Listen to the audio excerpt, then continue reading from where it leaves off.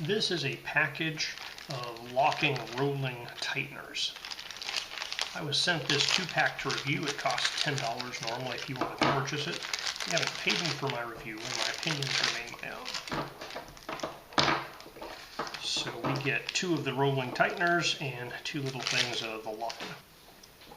Alright, so these guys have a spring clip there so you can snap a loop of rope in them. They also have this spring grabbing teeth thing with a roller there. So they include line of the appropriate size to go through the pulley.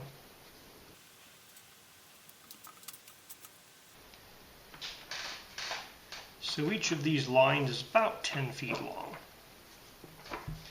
You basically push it through the pulley from the back side, rolls through, and it locks in place automatically if you're not releasing this. Now you can pull in this direction. It kind of pulls it by the teeth. I think I would prefer to push that down and pull.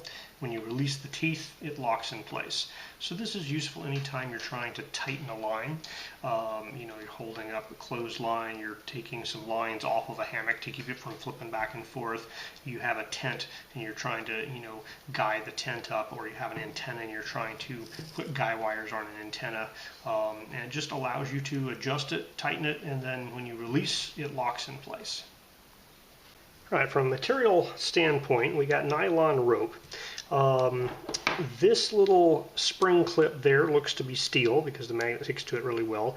There's 2 kind of screw posts here, and those look to be steel screws. But the actual gripping teeth and this body is non-magnetic, and it has some definite mold lines on it, like it was either cast in a mold or it's some type of high-strength plastic. It doesn't look like aluminum, but when I scrape it, it gets very shiny, so I believe it's a type of metal there. I'm not sure the composition of that metal, but it's non-magnetic. And then this little spinny guy could be brass. It's kind of a golden color there. It's not magnetic either. I believe that it's pretty strong, you know, for the size of the line here. I think it's equivalent in strength to the line.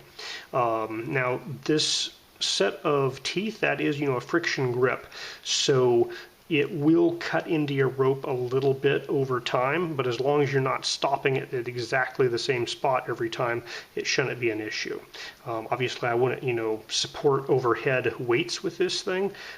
I think it's perfectly fine for guiding a tent flap or something like an antenna, or just tensioning a tarp, holding something down in a pickup, that type of thing.